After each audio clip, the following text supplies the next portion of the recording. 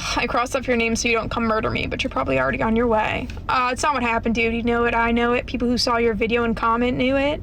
I had a cute video of me in a dress that I felt sexy in. You posted, what corner am I on? You'd like to render some of my services, insinuating I'm a lady of the night. Silence, naughty lady of the night!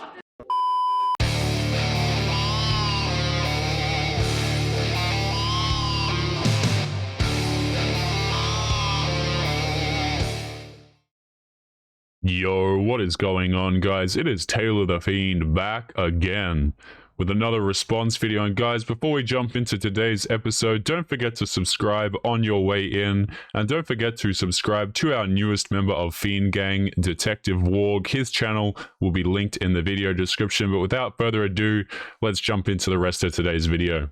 Can you all stitch me? Why do so many women end up with subpar men? I imagine that it's the advice that we all get hit with at some point in our lives, that men communicate through their actions, whereas women communicate with their words. I mean, aside from the fact that there's no evidence to back that, what that sounds like to me is that men have lied so much, so we stop listening to what they're saying, we only watch what they do. I have a genius idea for you here, madam. Why don't you pick men that are not liars?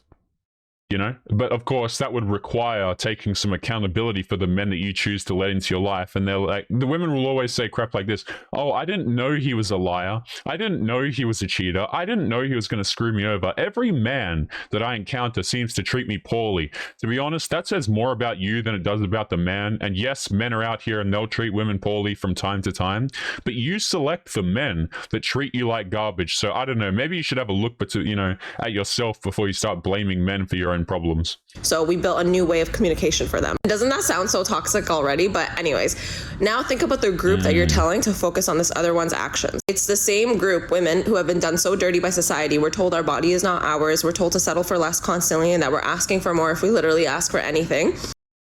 Women are hard done by in society, apparently, guys. You know, these girls are literally, I've said this sentence so many times on the channel, this woman right here literally belongs to the most privileged group of individuals to ever walk the face of the planet. And they're crying about how they don't have any privileges or rights. In actual fact, women have every single right that's available to a man, plus technically more, because they have things like common law marriage in their favor.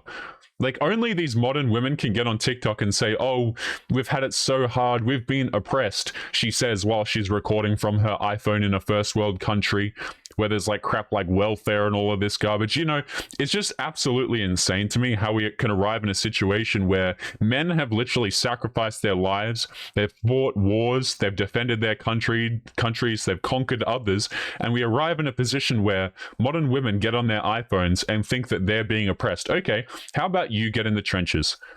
How about you work and you provide for a man? But no, you never hear any of that, guys. Oh, men lie to me. Choose better men.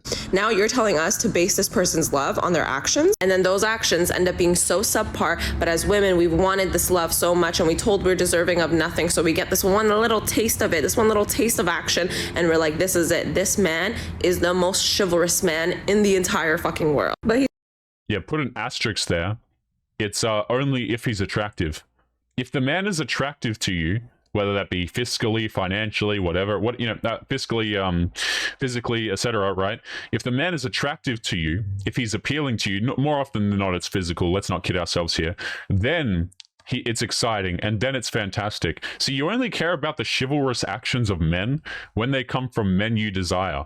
All of the other men, doesn't matter, they're invisible. In fact, they are creepy if they do these quote-unquote chivalrous actions. But yeah, that one guy who you're super attracted to, he gives you a taste and you'll be hooked like a little drug addict, following him around for the rest of his life.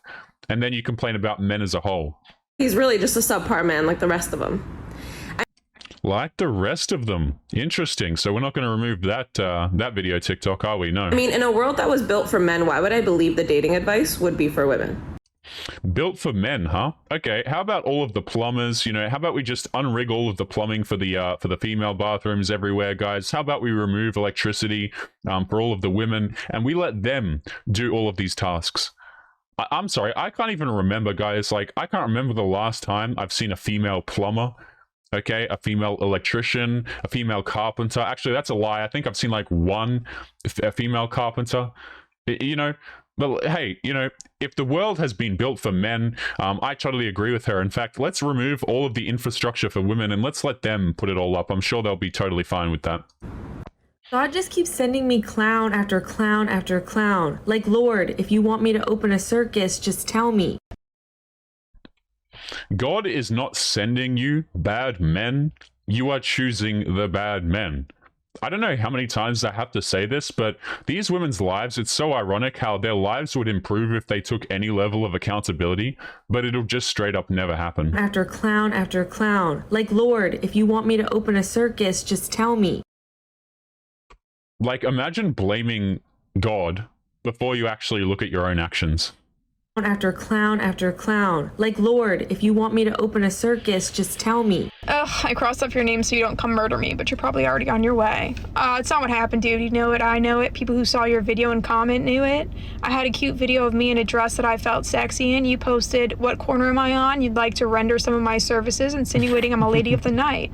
I asked if your daughter and wife knew that you spoke to women on a public platform this way. To which my followers found your wife on Instagram, took a screenshot of what you said, and sent it to her. If it's a joke, she shouldn't get mad, right? Okay, so why the fuck are you coming at me 3 weeks later still commenting on my shit, you fucking weirdo? Look, she might have a point here, okay? But I personally, the funniest part about this is I always find it funny how girls will get butthurt on TikTok, okay, about men objectifying them and men treating them like quote-unquote night workers, as she said here.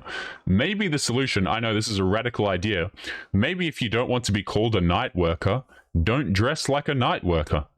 Like, I know that's a crazy concept, it's totally foreign, but if you don't want to be treated like something, maybe don't be that thing. If you don't want to be objectified, if you don't want to have these sorts of comments, then maybe don't objectify yourself to begin with. Like, of course people are going to leave comments, right? If you get on the internet and you objectify yourself and then you're surprised when people leave comments like this, I don't know what to tell you. Like, people are going to leave mean comments at the best of time. It's the internet. It's what people do. If you don't understand this, I mean, I don't know what to tell you, but it's literally been like this for the longest time. And if you get butthurt by this crap, I don't know what to tell you. If somebody ghosts you, they just showed you that number one, they cannot communicate well. Number two, they are not worth your time. And number three, they showed you who they really are. I mean, they can probably communicate well. They just probably don't want to communicate with you is the way it goes. And so what I would do in that situation, I would thank the universe for taking the trash out as early as possible. You're lucky that they ghosted you, because then you don't have to waste time and you can focus on being your best self. Speaking of time, you are running out of time. I tell you what, if I was a father and I had a daughter and she started talking about how she was stuck in the talking stage or men kept ghosting her, man, we would have some issues, right? Because the thing is, if you go through this and you behave like this, you are a dating failure. Okay, I love how when women get ghosted, the first thing that they do is they blame it on the man and they say, oh, well, the man wasn't up to scratch. He can't communicate properly. He's trash, all of these sorts of things, where maybe the man ghosted you. First of all, you're probably shopping out of your league. You're going after the guy that every woman wants, and then you get upset and you get butthurt and you call him names when he doesn't want you. Maybe you should not chase the man that's chased by every other woman and has all of these things that you want, and go for a man more your speed. If you're an average woman trying to get an above average man, yeah, you're probably going to get ghosted a lot. You're probably going to be girlfriend, if you can even get that title. You know, girl he sees number 67.